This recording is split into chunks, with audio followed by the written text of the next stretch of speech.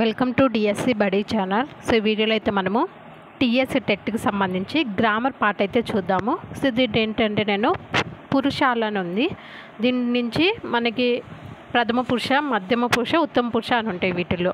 So వీటి నుంచి టెట్లో మనకి కంపల్సరీ బిట్ అయితే అడుగుతున్నారు. ఎన్ని రోజులు జరిగిందో అన్ని రోజులు కూడా దీని నుంచి బిట్ అయితే వచ్చింది. సో అందుకని దీని మీద వీడియో అయితే చేస్తున్నాను అనమాట. దీంట్లో మనకి క్రియా ప్రాతిపదికమైన ధాతువునకు వర్తమాన అధ్యాయాల్లో లడాది ప్రత్యయములు వస్తాయి.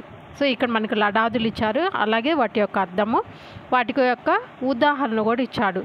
అంటే లట్ అనేది మనకి వర్తమాన కాలం అవుతుంది. వర్తమాన కాలం అంటే ప్రజెంట్, ఇప్పుడు ఏం జరుగుతుందో దాన్ని వర్తమానం. సో దానికి ఉదాహరణ వచ్చి చదువుచున్నాడు అని చెప్పారు. అలాగే లిట్ అంటే భూతకాలం. భూతకాలం అంటే ఏంది? అయిపోయింది, ఆల్రెడీ అయిపోయిన దాన్ని భూతకాలం అని చెప్తాము, కాబట్టి చదివాను అని వస్తుంది. అలాగే లుట్ అంటే భవిష్యత్ కాలం. భవిష్యత్ అంటే ఫ్యూచర్, జరగబోయేది అంటే ఏంటి? చెయ్యగలడు, చేస్తాడు, అలా చెప్తాం కదా, చదవగలడు అని వచ్చింది.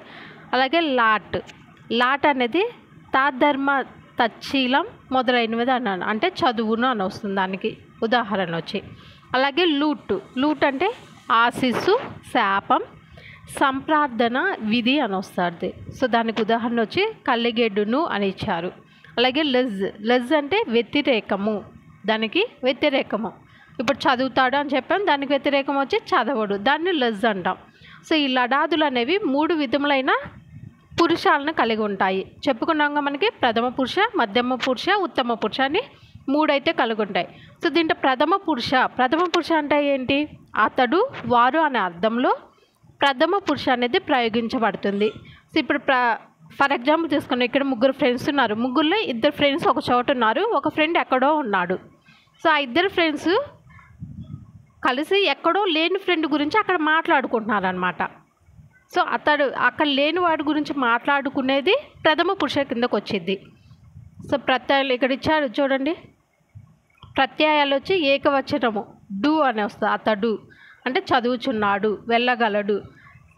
సో అక్కడ 2 ఉన్నారు కదా, అక్కడ లేని ఫ్రెండ్ గురించి అరే వాడు ఏం చేస్తున్నారు, అరే ఏంటి అని అట్లా మాట్లాడుకునేటప్పుడు అతడి గురించి కనుక వస్తే, అక్కడ లేని వ్యక్తి గురించి కనుక వస్తే మాట్లాడుకుంటే అది ప్రథమ పురుష కిందకు వస్తుంది.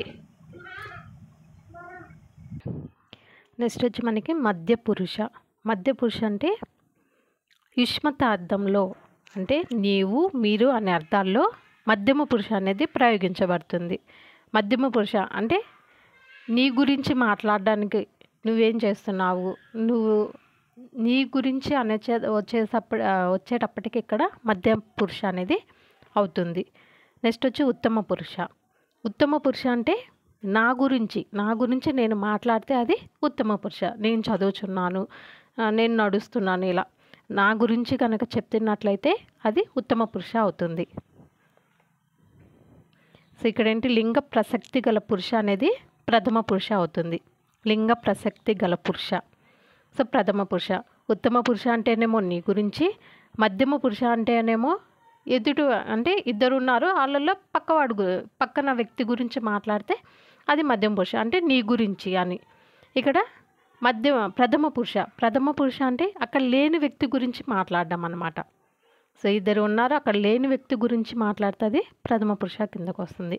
సో వీటి మీద ప్రీవియస్ టెట్లో అడిగిన బిట్స్ అయితే చూద్దాము. సో ఇక్కడ ఫస్ట్ బిట్ వచ్చి మనకి సీత బడికి వస్తువు పుస్తకాలు కొన్నది అన్న వాక్యంలోని క్రియలు ఏంటి అని అడిగారు. వస్తువు, ఇక్కడ ఏంటి? వస్తువు అనేది దాంట్లో స్తువు అనేది మనకి చతురార్థక భూతకాల క్రియలు అవుతుంది. వస్తువు పుస్తకాలు కొన్నది. సో ఇదేమవుతుందంటే మనకు ఆన్సర్ వచ్చి చతురార్థక భూతకాలక క్రియలు. సో ఇవి ప్రీవియస్ టెట్లో వచ్చిన బిట్స్ అనమాట. నెక్స్ట్ బిట్ వచ్చి కొట్టు అడుగు అన్న క్రియాధాతువులు. కొట్టు అడుగు అన్న క్రియాధాతువులు అనేవి ఏమవుతాయి అని అడిగారు. సో కొట్టు అడుగు అన్న క్రియాధాతువులు వచ్చి మనకి సకర్మకాలు అవుతాయి. నెక్స్ట్ బిట్ వచ్చి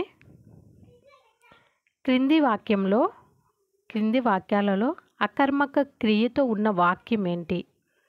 క్రింది వాక్యాల్లో అకర్మక క్రియతో ఉన్న వాక్యం అనేది ఏమవుతుంది అని అడిగారు. సో ఇక్కడ ఇచ్చిన ఆప్షన్స్ వచ్చి ఫస్ట్ ధర్మం 4 పాదాల నడిచింది. ఆప్షన్ 2 వచ్చి మరదలు భావన ఆట పట్టించింది. ఆప్షన్ 3 వచ్చి శ్రీనాథుడు నైషధం రచించాడు. ఆప్షన్ 4 వచ్చి రాయలు పచ్చల హారం బహుకరించాడు అని ఇచ్చారు. సో వీటిల్లో మనకి అకర్మక క్రియతో ఉన్న వాక్యం అనేది ఏమవుతుంది? ధర్మం 4 పాదాల నడిచింది. సో ఆప్షన్ 1 అనేది కరెక్ట్ ఆన్సర్ అవుతుంది. నెక్స్ట్ బిట్ వచ్చి రేడియో వినిపిస్తూ పని చేయిస్తే కార్మికులు ఎక్కువ పని చేయగలుగుతారు. ఈ వాక్యంలోని అసమాపక క్రియలు.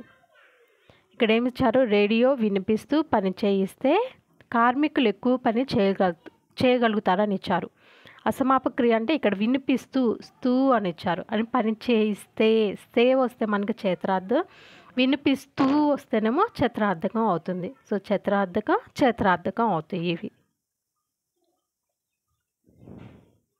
నెక్స్ట్ బిట్ వచ్చి క్రియారహితం కాని వాక్యం.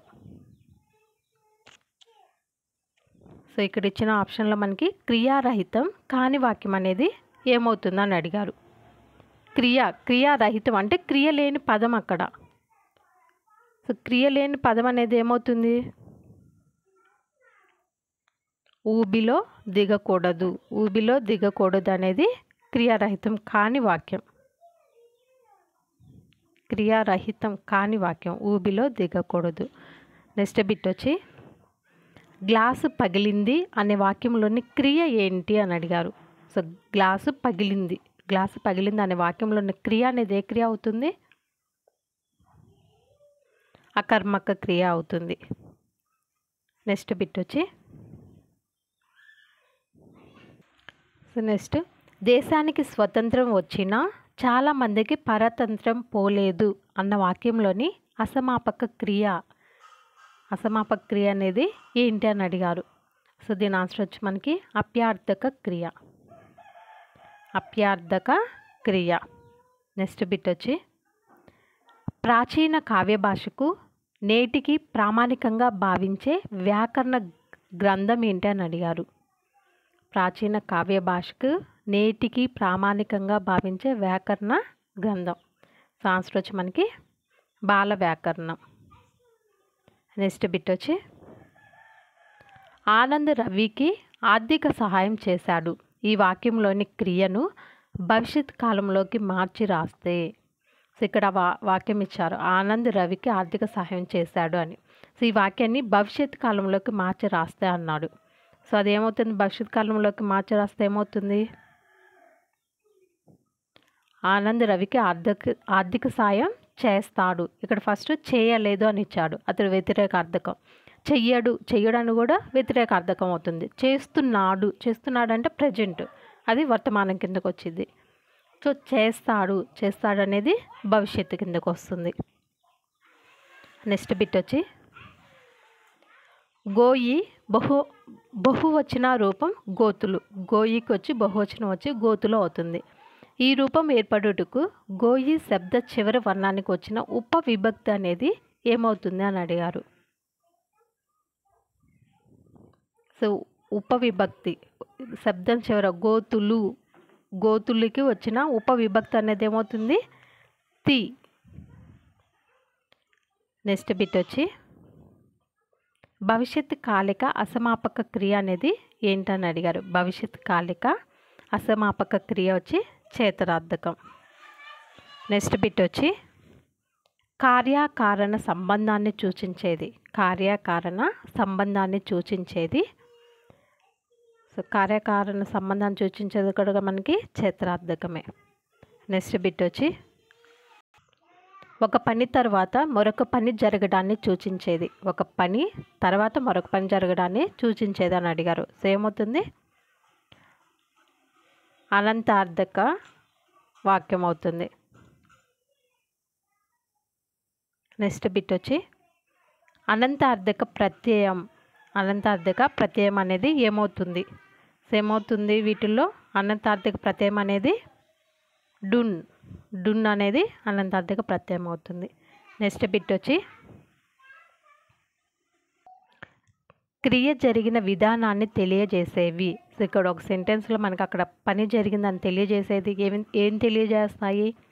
నామవాచక విశేషణాల, స్థాన విశేషణాల, క్రియా విశేషణాల, భావ విశేషణాల. సో క్రియ జరిగిన విధానాన్ని తెలియజేసేవి క్రియా విశేషణాలు. నెక్స్ట్ బిట్ వచ్చి క్రింది వానిలో క్రియ. సో ఇక్కడ ఇచ్చిన వాటిలో క్రియ అనేది ఏమవుతుందని ఇచ్చారు. పడక, తిను, మంచి, వారు అని ఇచ్చారు.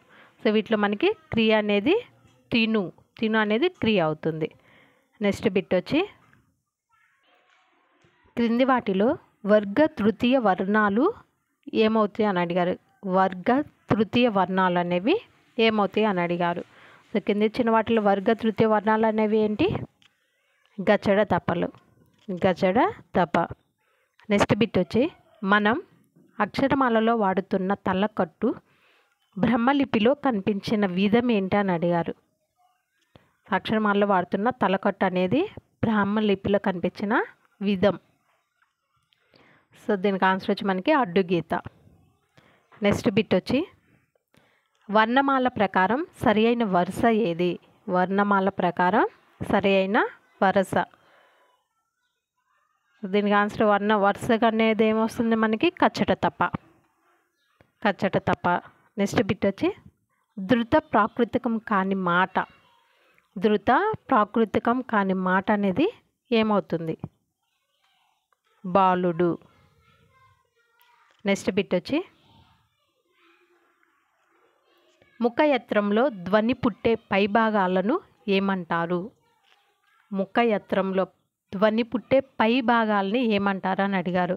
సో ఏమంటారు? కరణం. నెక్స్ట్ బిట్ వచ్చి ఏ ఏ ఓ ఓలని ఏమంటారు అని అడిగారు. ఏ ఏ ఓ ఓలని ఏమంటారు? సో ఏమంటారు వీటిని? వక్రములు. నెక్స్ట్ బిట్ వచ్చి ఐ అవును ఏమంటారు అని అడిగారు. ఐ ఔ, ఐ అవుని ఏమంటారు? సో వీటిని వక్రతమములు. నెక్స్ట్ బిట్ వచ్చి కచ్చట తపలు. కచ్చట తపలు అనేవి ఏంటి? అనునాసికముల, సంయుక్త అక్షరముల, సరళముల, పరుషముల. సో కచ్చట తపలు అనేవి పరుషములు. నెక్స్ట్ గజట తపలు. గజట తపలు అనేవి ఏమవుతాయి?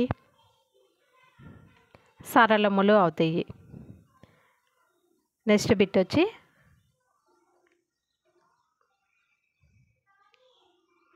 జ్ఞ, ఇని, అన, నా, మా. సో ఈ అక్షరాలు అనేవి ఏమవుతాయి? అనునాసికములు అవుతాయి.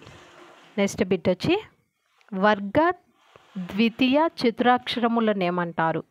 వర్గ ద్వితీయ చతురాక్షరములని ఏమంటారు అని అడిగారు. సో ఏమని పిలుస్తారు వీటిని?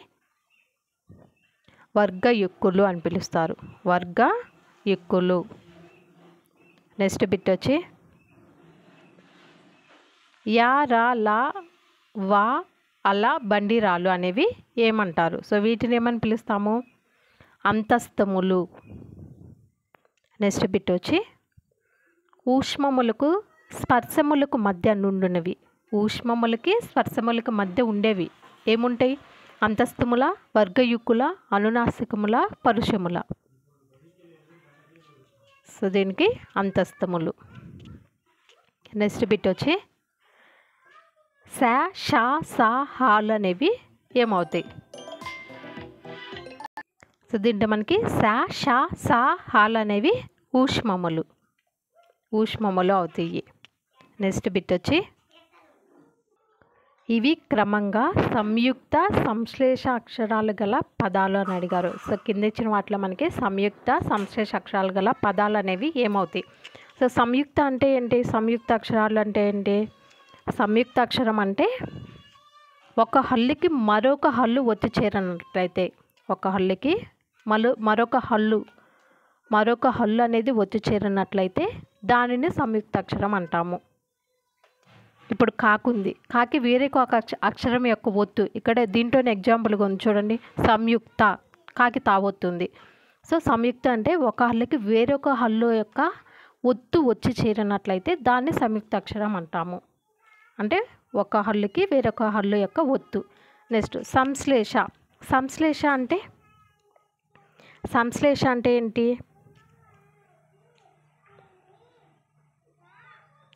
ఒక హల్లుకి 2 లేదా అంతకంటే ఎక్కువ ఒత్తులు. ఒక హల్లుకి 2 లేదా అంతకన్నా ఎక్కువ ఒత్తులు చేస్తే దాన్ని సంశ్లేష అక్షరం అంటాం. సో ఇక్కడ ఇచ్చిన వాటిలో ఎగ్జాంపుల్ మనకేముందో చూడండి. కృష్ణార్జునులు. కృష్ణ ఇక్కడ కాకి రావొత్తుంది, షాకి నావొత్తు, రాకి జావొత్తు. జ్యోత్స్నాలో తాకి సావొత్తుంది, నావొత్తుంది. అంటే ఇది సంశ్లేష అక్షరం అవుతుంది, ఇది సంయుక్త అక్షరం అవుతుంది. ఇక ఒక హల్లుకి వేరొక హల్లు యొక్క ఒత్తు వచ్చి చేరిద్ది కాబట్టి సంయుక్త. ఇక్కడ ఒక హల్లుకి వేరొక 2 కంటే ఎక్కువ హల్లు ఒత్తులు కనుక వచ్చి చేరినట్లయితే దానిని సంశ్లేష అక్షరం అంటాం. సో దీనికి ఆన్సర్ వచ్చి మనకి ఆప్షన్ 2. నెక్స్ట్ బిట్ వచ్చి క్ష్మి అనే సంశ్లేష అక్షరంలోని ధ్వని క్రమం ఏంటి అని అడిగారు. క్ష్మి అనే సంశ్లేష అక్షరంలోని ధ్వని క్రమం. సో ఫస్ట్ ఏం పలుకుద్ది దీంట్లో? కాకి నకారం వస్తుంది. అలాగే క్షి పలుకుతుంది. క్ష్మి తర్వాత మా తర్వాత ఈ ధ్వని క్రమం అనేది అడిగారు అనమాట. సో ఆప్షన్ 4 అనేది ఆన్సర్ అవుతుంది. నెక్స్ట్ బిట్ వచ్చి ఒక హల్లుకు 1 కంటే ఎక్కువ హల్లులకు చెందిన ఒత్తులు.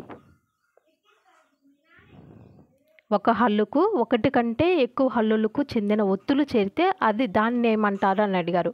సో ఇది SGT 2008లో అడిగారు అనమాట. ఈ బిట్ మనకి ప్రీవియస్ పేపర్లో అడిగిన బిట్స్ ఇవి. సో ఒక హల్లుకి 1 కంటే ఎక్కువ హల్లులు చేరితే ఏమని పిలుస్తాం? దీన్ని సంశ్లేష అక్షరం అని పిలుస్తాము. సో వీడియో నచ్చితే కనుక లైక్ చేయండి. సో అలాగే ఇలాంటి వీడియోస్ కోసం ఛానల్ అయితే సబ్స్క్రైబ్ చేసుకోండి. Thank you for watching.